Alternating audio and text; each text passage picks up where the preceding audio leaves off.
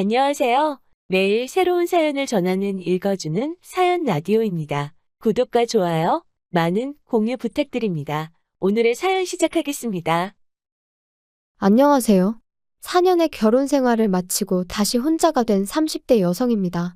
이따금씩 다른 사람들은 어떻게 사나 궁금해서 사연을 들으러 찾아오곤 했었는데 제가 이렇게 제 이야기를 하게 될 줄은 몰랐네요. 사실 이미 이혼도 했겠다. 어찌 보면 다 끝난 일인데 굳이 들추는 게 의미가 있을까 하고 스스로에게 몇 번이나 물어봤어요. 그런데 솔직히 아직 분이 안 풀려서 말이죠. 전 남편이고 시댁 식구들이고 아는 사람들이 이 이야기 좀 듣고 눈치도 채고 그래서 욕 좀 해줬으면 싶기도 하고. 좀 유치한가요? 남편하고는 제 나이 31살에 소개팅으로 만났어요. 그런데 이렇게 말하면 어떻게 들릴지 모르겠지만 사실 저는 결혼에는 원래 그다지 뜻이 없었거든요. 그래서 친구가 소개팅 이야기를 꺼냈을 때도 상대 남자가 그러니까 제 전 남편이기도 하고 잠깐 다른 이야기긴 하지만 이혼을 하고 나니까 이따금씩 호칭이 참 불편해요. 전 남편 부르기도 그렇고 남편이라고 부르자니 괜히 성질나고. 그래도 일단은 남편이 간결하니까 남편이라고 부르겠습니다. 다시 본론으로 돌아가서 친구가 소개팅 할 거냐 물었을 때 제가 먼저 물었어요. 소개팅에 나올 사람이 혹시 연애 상대를 찾는 건지 아니면 결혼을 전제로 만남을 원하는 건지 말이에요. 그런데 친구가 사람 앞날을 누가 장담할 수 있냐며 연애하다 헤어질 수도 있고 결혼할 수도 있고 그거야 아무도 모르지 그러대요. 하지만 저는 괜한 원망을 듣는 건 한 번이면 족하다 싶어서 그런 식이라면 차라리 나가지 않겠다 했습니다. 사실 저는 예전에 교제하던 남자와 헤어지는 과정에 있어서 온갖 막말을 들었던 적이 있어요. 저 때문에 자기가 시간 낭비, 돈 낭비를 했다면서 말이죠. 하지만 정말 억울했던 게 그 당시에도 저는 결혼에는 뜻이 없었고 남자도 분명히 알고 있었거든요. 그것도 연애 초반 때부터요. 하지만 남자가 말하길 사귀다 보면 제 생각이 달라질 줄 알았답니다. 자기가 잘해주면 생각을 고쳐먹을 줄 알았다나요? 어이가 없어서. 아무튼 그때 너무 질려버려서 이후로 결혼 생각이 요만큼이라도 있는 남자하곤 아예 얽히지 말아야겠다고 다짐을 했네요. 그런데 소개팅을 주선하는 친구가 중간에서 그렇게 애매하게 나오니 당연히 나가기가 싫었죠. 하지만 친구는 이미 제 사진을 상대 남자에게 보여줬고 그쪽에서 저를 너무 만나보고 싶어 한다며 나중엔 거의 사정을 하는데 제 다짐도 다짐이지만 친구를 더는 곤란하게 만들고 싶지가 않았습니다. 그래서 그럼 그냥 밥이나 한 끼 먹고 온다 생각하고 나갔다 오겠다니까 정말 고맙다고. 그래서 마침내 남편과 만나게 되었네요. 남편은 저와 마찬가지로 회사를 다니는 평범한 직장인이었어요. 특출난 매력은 없었지만 대화를 나눠보니 사람 성격이 전반적으로 둥글둥글하고 모난 구석이 없었죠. 가끔 실없는 농담을 던지는 게 조금 거슬리긴 했지만 그것도 알고 보니 어떻게든 저랑 좀 더 같이 있으려고 나름대로 한 노력이었다는 걸 알게 되었을 땐 좀 감동이기도 했고. 하지만 몇 번 대화를 나눠보니 남편은 나이가 나이였던 만큼 역시나 결혼 상대를 찾고 있다는 걸 알게 되었고 저는 그게 아니었잖아요. 그래서 결국 그렇게 두어 달쯤 만남을 이어가다가 제가 이쯤에서 그만 만나자 했어요. 계속 만나봤자 서로한테 좋을 게 없을 것 같다고요. 그런데 남편이 저한테 도대체 왜 결혼의 뜻이 없냐는 거예요. 그래서 저도 솔직하게 털어놓았어요. 평범한 가정에서 사랑을 많이 받고 자랐지만 어째서인지 나는 좋은 부모가 될 자신은 없다. 그래서 아이 생각이 없다. 그리고 아이를 키울 것도 아닌데 굳이 결혼을 해야 하나 싶다. 뭐 대충 이렇게 얘기했던 것 같아요. 그런데 한참을 듣고 있던 남편이 자기도 솔직히 말하겠다더니 자기는 아이를 못 갖는답니다. 20대 때 사고를 당해서 아이를 가질 수 없게 되었다고요. 그러면서 그러니까 오히려 잘 되지 않았냐고. 우리 둘 다 서로만 바라보고 살면 된다 하는데. 솔직히 친정에서는 제가 하루빨리 좋은 사람을 만나 시집을 가기를 바라셨어요. 짐작컨대 저희 부모님도 일단 어떻게든 제가 시집부터 가면 가서 살다 보면 마음이 바뀌지 않겠나 싶으셨던 거겠죠. 그리고 자식된 도리로서 죄송스러웠던 것도 사실이에요. 그러니 이런저런 상황을 고려해 봤을 때 남편하고 결혼해도 괜찮겠다 싶대요. 친정부모님껜 죄송하지만 남편의 불임 문제는 나중에 천천히 말씀드릴 생각이었고요. 결혼 생각이 없었던 저였지만 막상 결혼을 하겠다고 마음을 먹으니 그래도 아예 아무것도 안 따질 수는 없더라고요. 특히나 일찍이 시집간 사촌언니가 1년 만에 10kg 가까이 살이 빠질 만큼 시집살이로 마음고생하는 걸 듣고 봤던지라 나름대로 시댁에 대해서 최소한의 기준은 둘 수밖에 없었죠.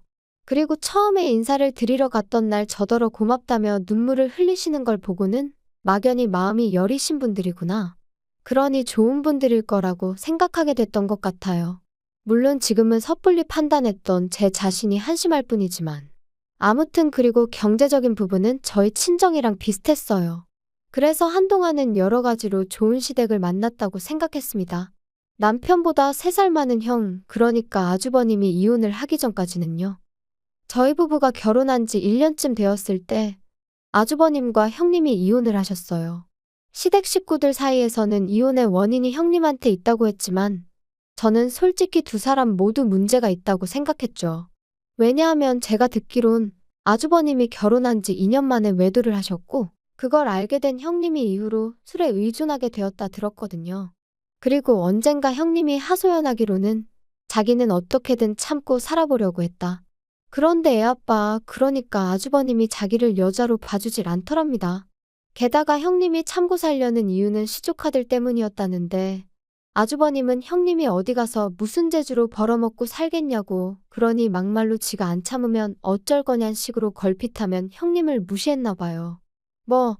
아무튼 부부 사이의 일은 결국 부부만 아는 일이라지만 결국 형님의 알코올 중독이 심해져서 아주버님이 양육권을 갖게 되고 그렇게 이혼을 하게 되었습니다. 그래도 초반에는 큰 문제는 없었어요. 아주버님이 시조카들을 데리고 시부모님과 함께 살기 시작했거든요. 그래서 평소에는 시부모님이 시조카들 양육을 도와주셨고 일 없는 주말에는 아주버님이 도맡아서 한다 들었죠. 그리고 저는 저대로 남들이 보통 조카들한테 하듯이 이따금씩 맛있는 거 사주고 어린이날이나 생일이면 선물 하나씩 사주는 정도만 했어요. 그런데 아주버님이 이혼한 지 한 2년쯤 되었을 무렵 만나는 여자분이 생기면서 그때부터 시조카들한테 좀 소홀해졌나 봐요. 그리고 그 부담이 저에게 올 줄은 꿈에도 몰랐네요. 결혼하고 제가 어머님한테 그래도 감사했던 건 그다지 먼 거리가 아니었음에도 불구하고 필요 이상으로 저를 부르신 적이 없으셨다는 거예요.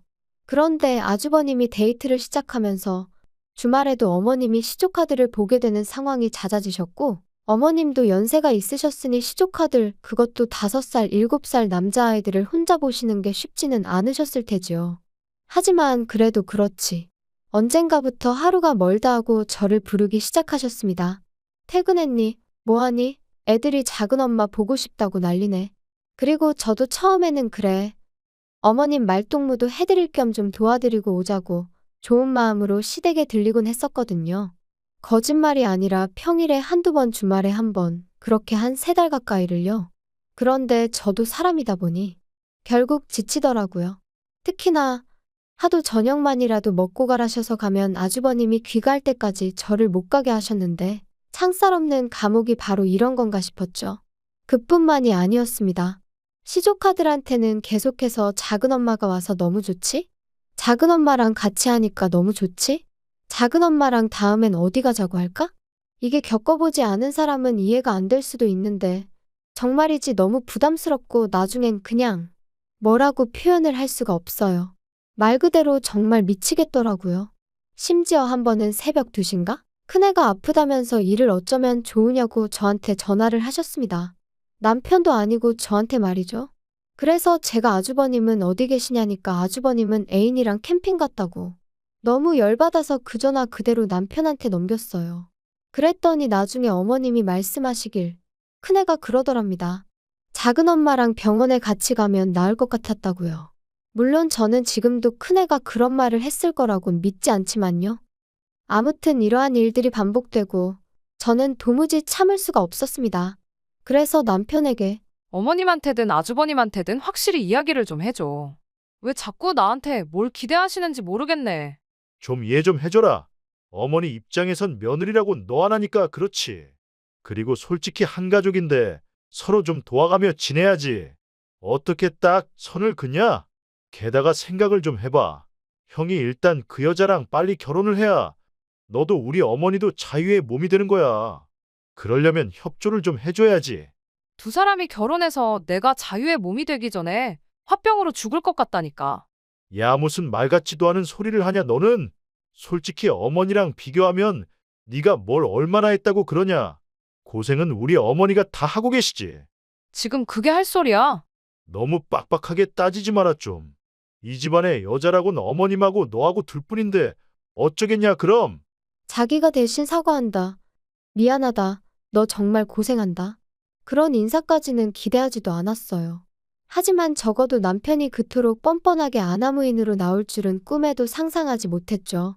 그리고 덕분에 그나마 마음 한켠에 있던 그래도 내가 작은 엄마인데 이 정도는 하는 게 맞나 하는 그 찜찜함도 전부 날아가 버리대요. 게다가 이렇게 다투고 얼마 지나지 않아 어머님 생신이셨어요.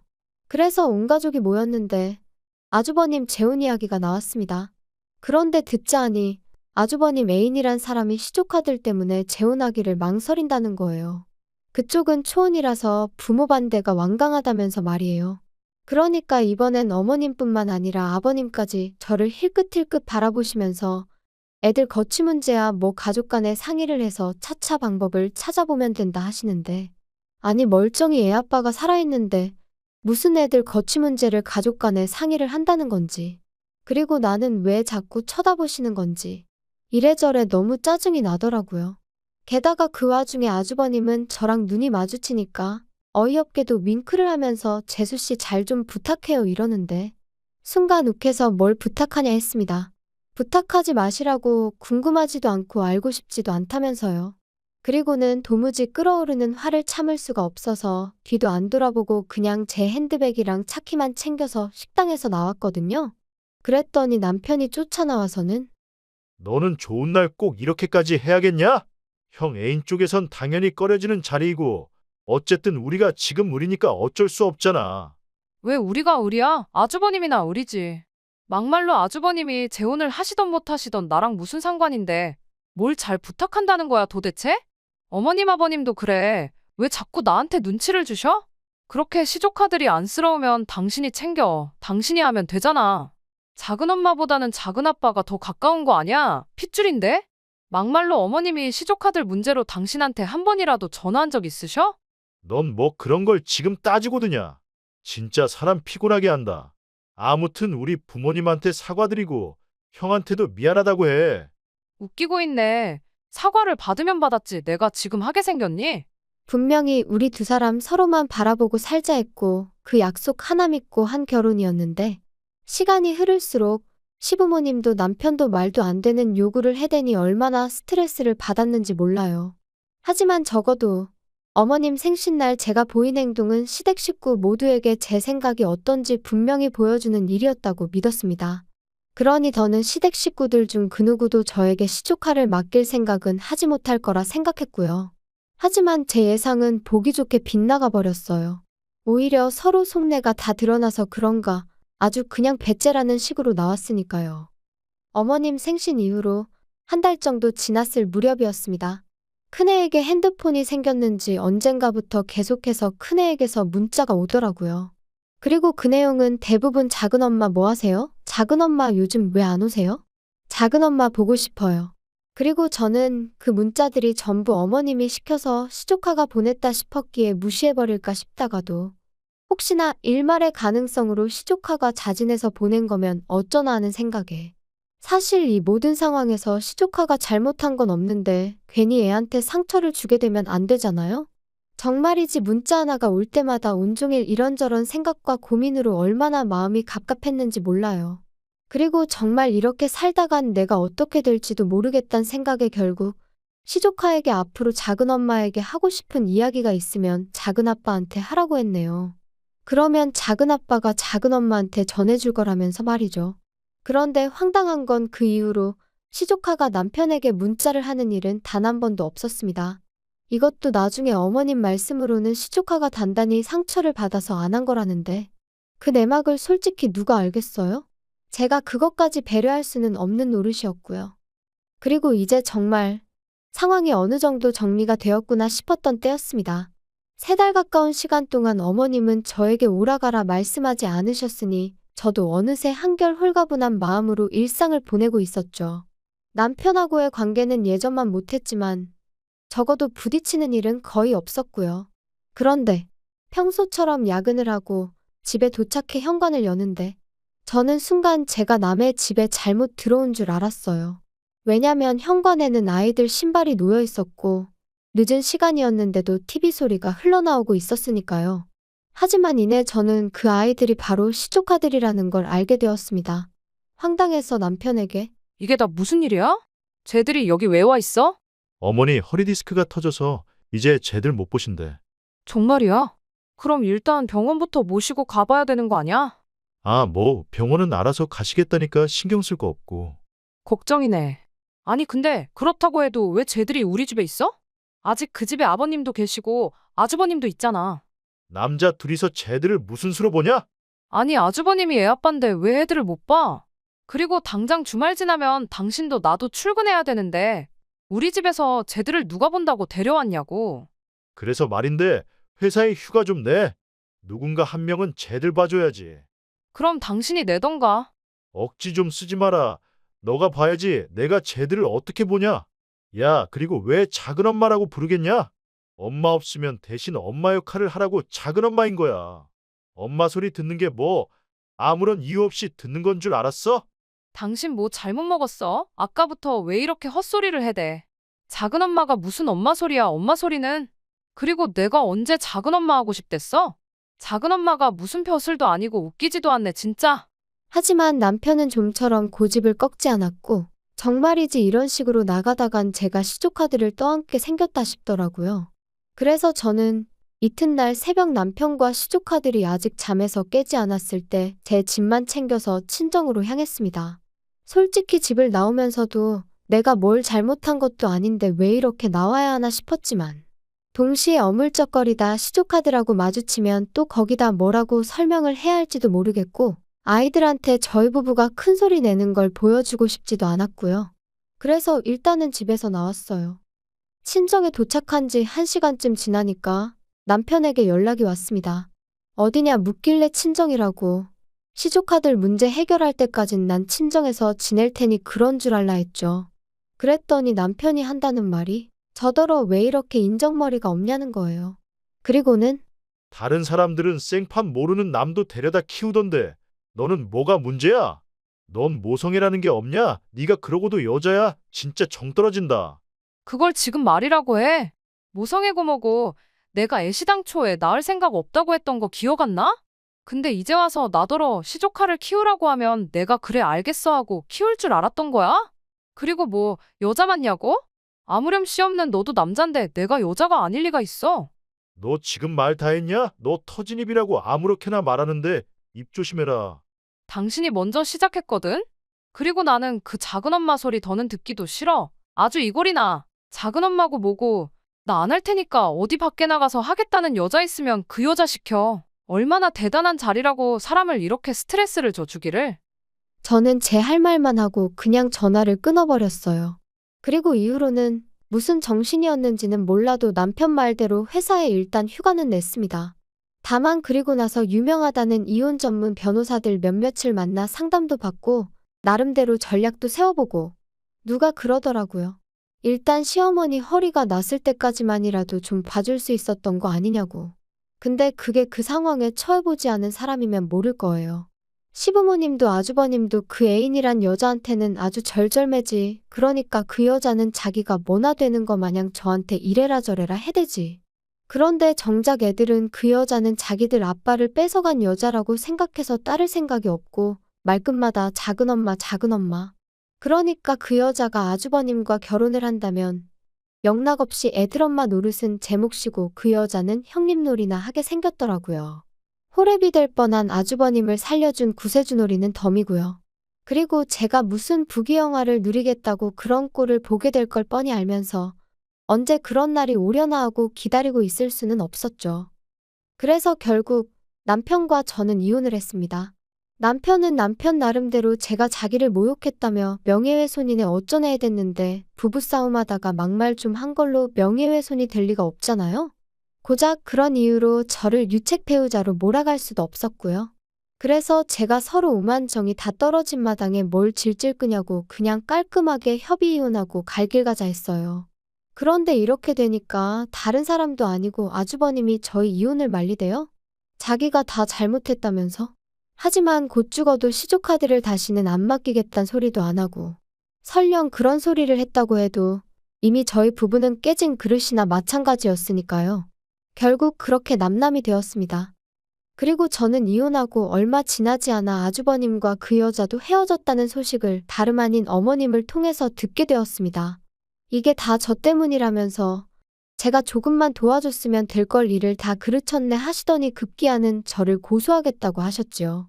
그래서 마음대로 하시라고 했는데 지금까지 별다른 소식이 들려오질 않네요. 종이 쪼가리 하나 날라온 것도 없고요. 솔직히 아주 가끔 시조카들 생각이 날 때가 있어요. 그래도 작은엄마 하면서 따르던 걸 생각하면 내가 좀 참을 걸 그랬나 싶기도 하고 아직 제가 매운맛을 덜 봐서 그런 걸까요?